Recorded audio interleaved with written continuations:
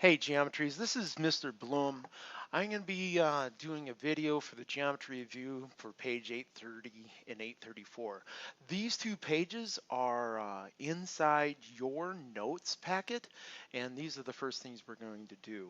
Now, as we go through, I'm looking at this evaluate each expression for x equal 5 and y equal -3. That does not mean that every time I see an x, it's always 5, and every time I see a y is -3 anywhere in the world.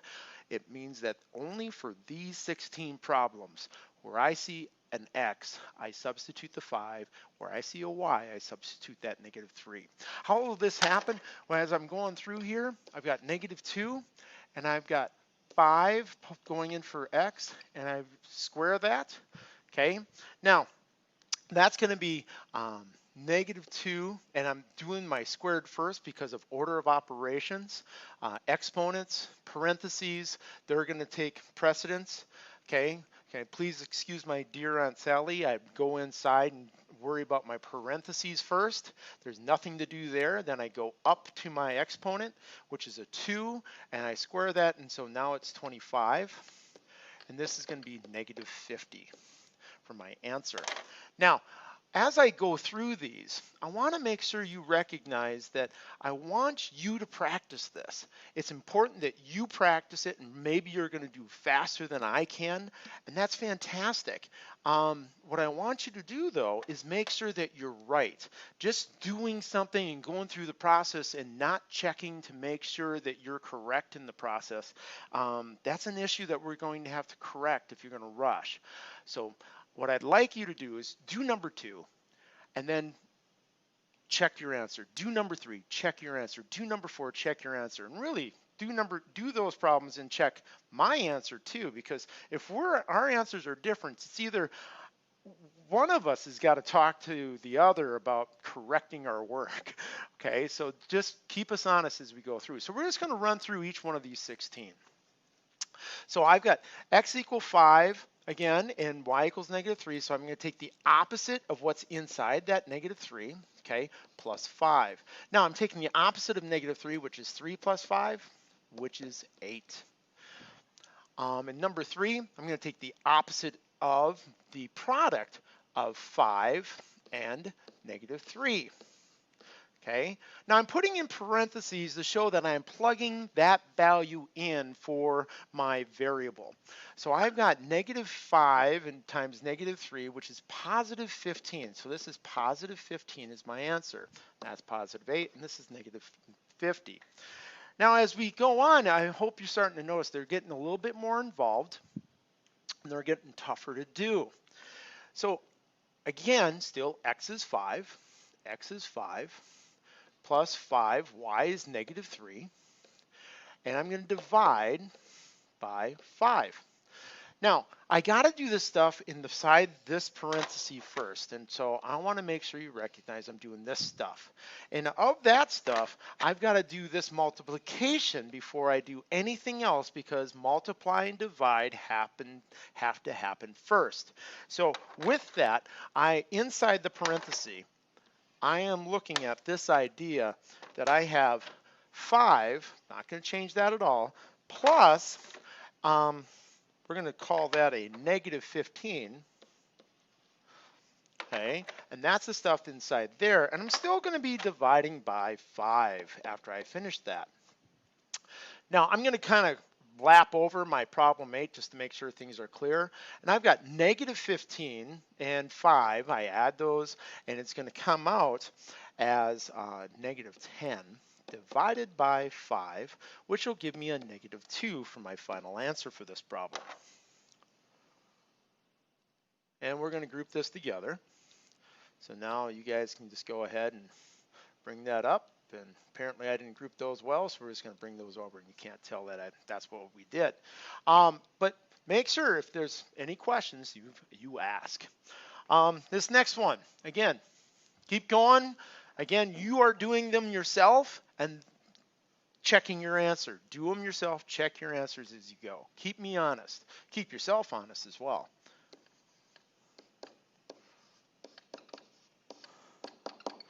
Now, this looks an awful like the previous problem. And I'll have students go, oh, you know, it's like, it's got to be -2, Bloom, because they're the same numbers. We're grouping them differently this time. Instead of using parentheses, we are actually using the order of operations, PEMDAS, you know, parentheses first, then it's exponents, then it's multiply and divide left to right. So I'm going to multiply here first, so I've got 5 plus -15 divided by 5, and then I got 5 plus -15 divided by 5. So now I do this next. So I've got 5 plus -3. So this actually comes out to be +2, not -2, okay? Because of the way the precedence of order of operations requires us to do this problem. So again, pay attention to order. Order matters, and don't rush things, because sometimes when you rush it, you just do it real quick and you forgot which order, or you didn't use the order of operations. So in 6, we got y is -3. So inside my parentheses, I got this as -3, and that's squared up top. So I got to do my parentheses, it's +6. Okay, squared, that ends up being a +36 is my final answer. Keep going, do 7, 8, 9, and then turn me back on just to check your work. Okay, we're back. So now I'm looking at this. I got 2 times -3, okay, squared. And this looks a little different because this negative isn't there. Okay, so now inside I got -6, but I'm squaring a negative, so it's still +36. So we're doing great here. And now x is 5 still in this problem, and I got take the opposite of a -3, and I'm going to square this solution. So now I've got 8 inside here, because that's 5 plus 3 squared, which is 8 squared, which is equal to 64. In 9, I got x is 5 again.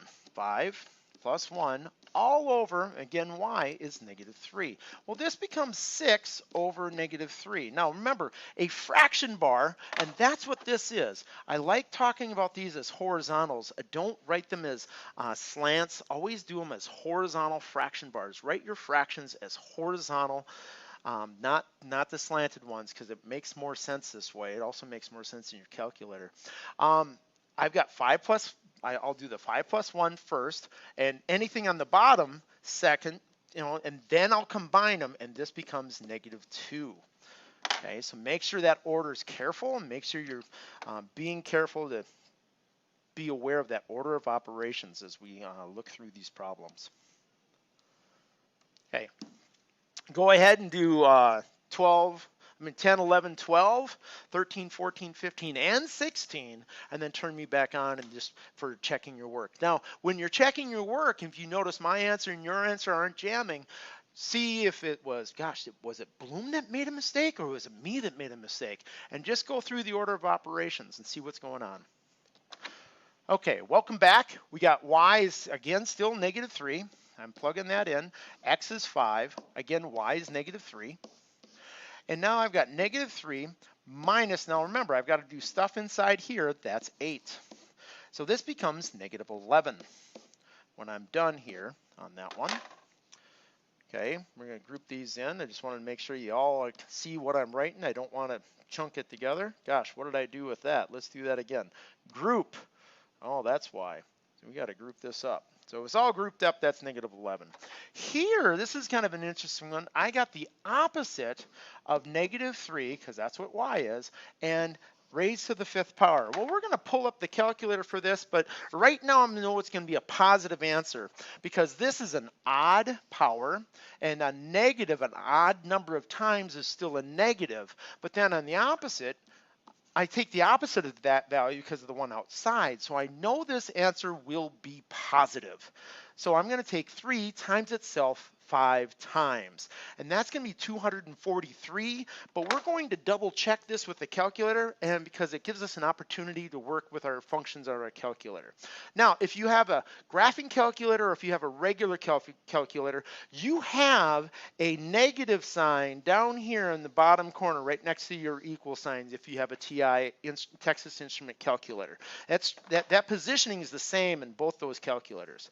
Now, what I want you to realize is that this negative is different than the subtract sign. So be careful. If it doesn't come up right, you might want to retype it in, paying attention to which horizontal segment that you put in before your problem. But we're going to put it in exactly as we see it here on the board, and that's a -3. And I'm going to raise that to the 5th power. Now, there's a couple ways I can raise that to the 5th power. I can use this caret key, this up key, and that allows me to go up, and it gives me an exponent, okay? And I was supposed to hit 5, so we're going to go back here and we're going to hit 5. And then I hit that enter, and you know, I forgot one other thing. And I can enter this, I can go second, insert my negative, because I wanted to make sure I have a negative. And now I can hit enter, and it's my answer is 243, as I thought it would be.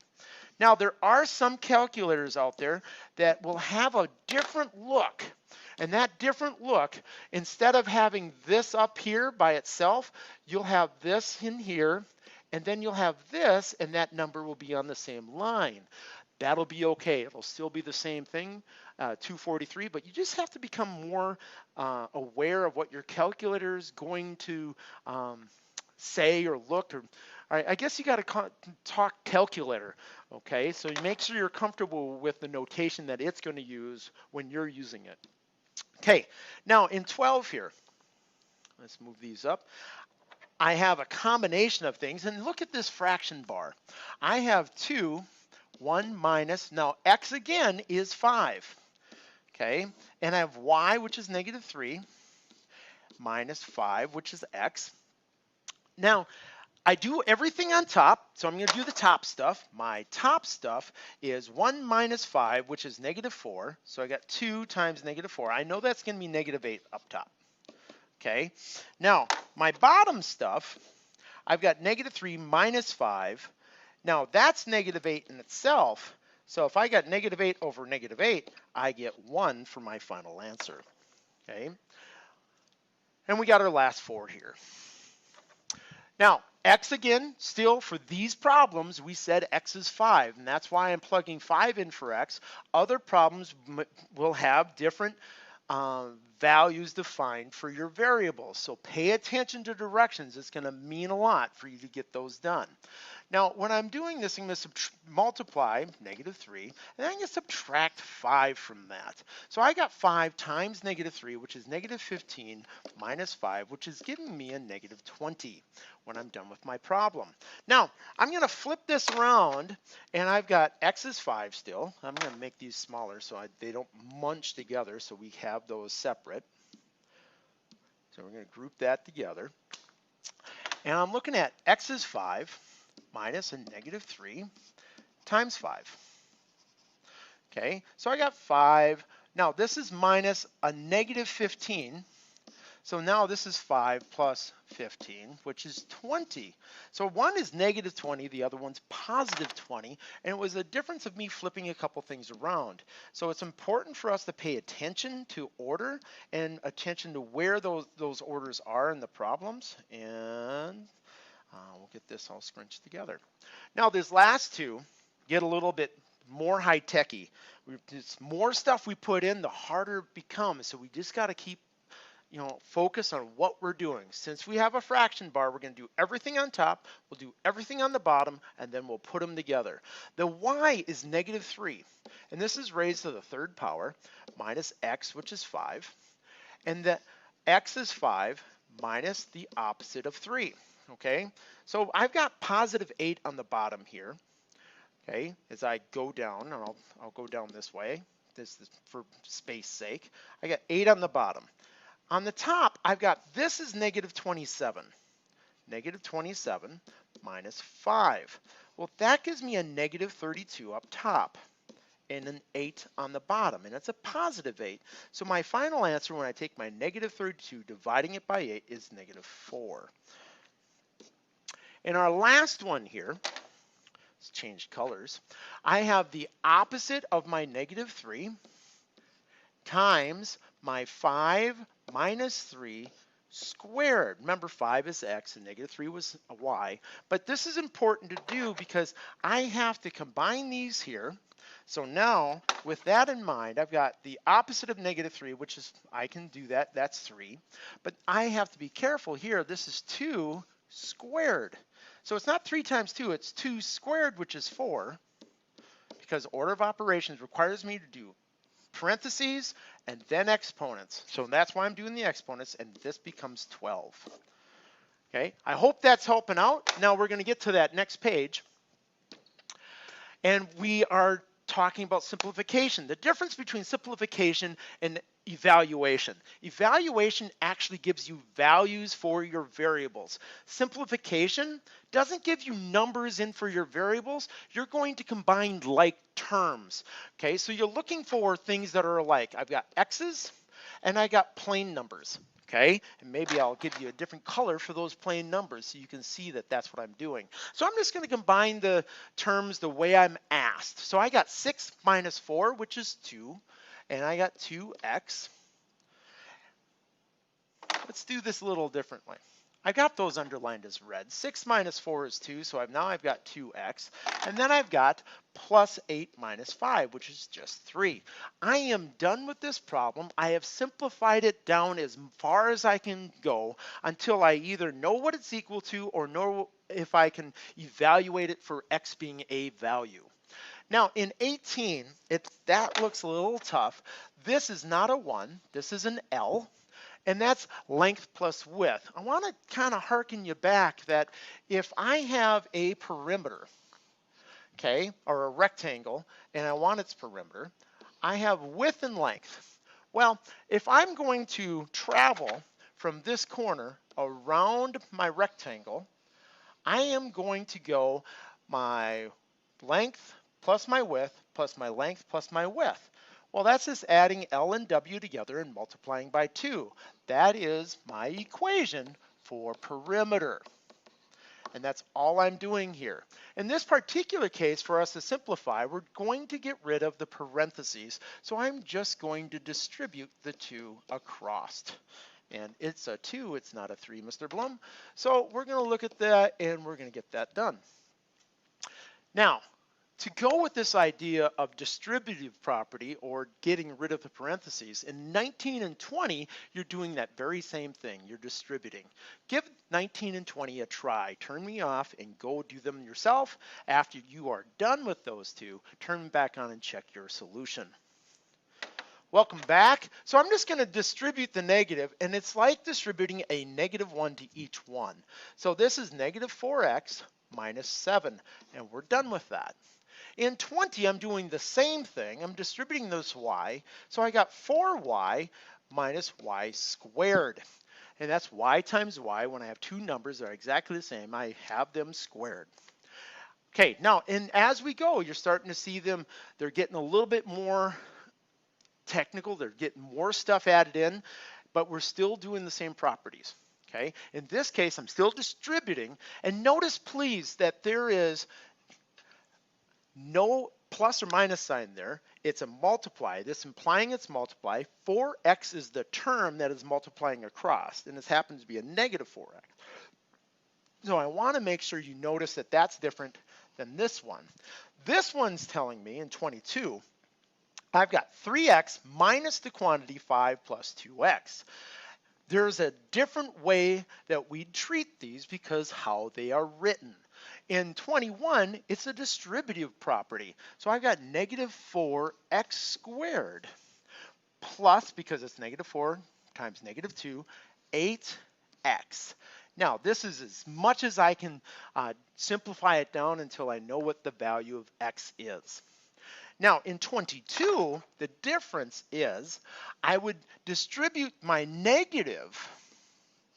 So now I have 3x minus 5. And because this is a plus, it's minus 2x. I want to make sure you see the difference in these two problems, because now I can combine my like terms, which is 3x and 2x, and it's 3 minus 2x, which is x minus 5, as my final solution.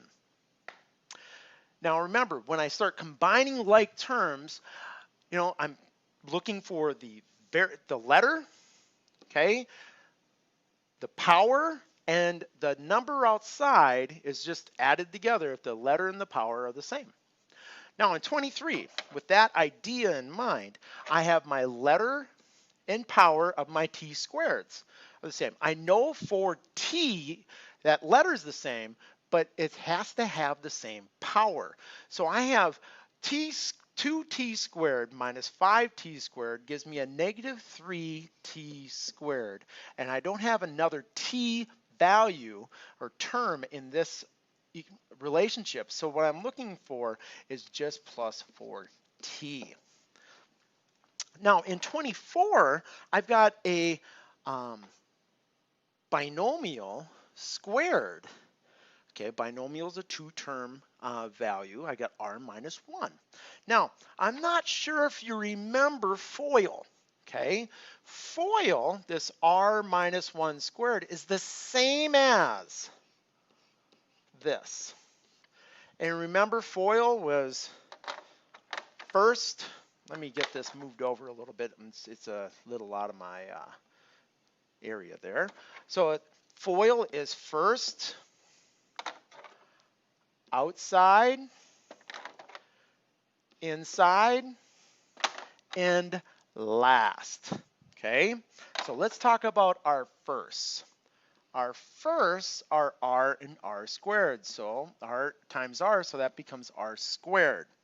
Our outsides here is r times negative 1, which is negative r.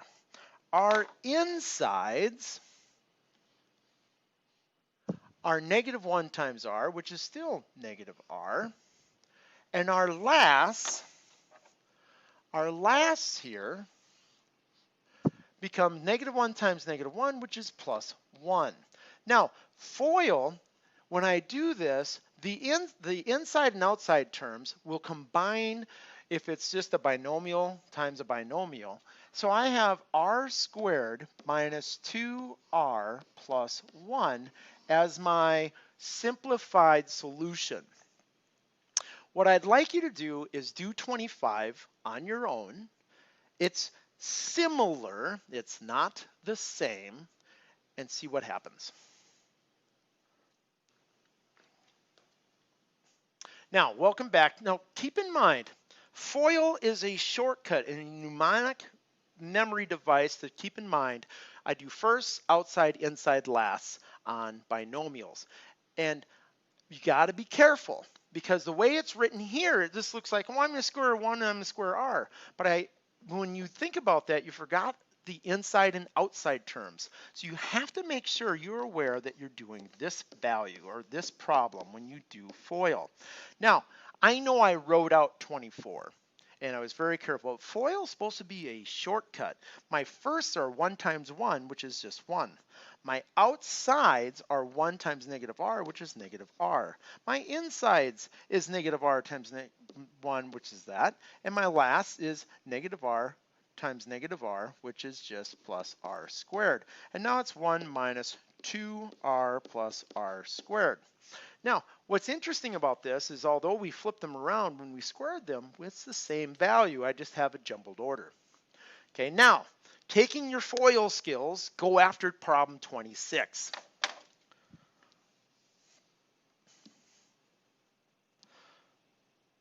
And I'm going to group these real quick because of space use. Okay, and that's my answer. And 26, I got my first, y squared. My outsides, now I'm going to start talking FOIL in the air. My outsides is negative 3, my insides positive 1. So negative 3 plus 1 is negative 2y. My last is 1 times -3, which is just -3. And that's the benefit of being able to do FOIL. I was able to multiply those two binomials using that mnemonic device of FOIL to remind me how to do my multiplication, but I didn't show my work. Now, if you're kind of a little lost on like, boom, where did you get all that stuff? I'm more than happy to show you what I did and how I came about it. So I had my first. My first was y squared, okay? My outsides, okay, my outsides here was -3y. My insides was just y. My last was -3. And then I was able to combine these to be that value, and these two values just dropped in place because they did not combine with anything else. And that's how I did it. But remember, FOIL is a shortcut to allow me to do it quicker. Now,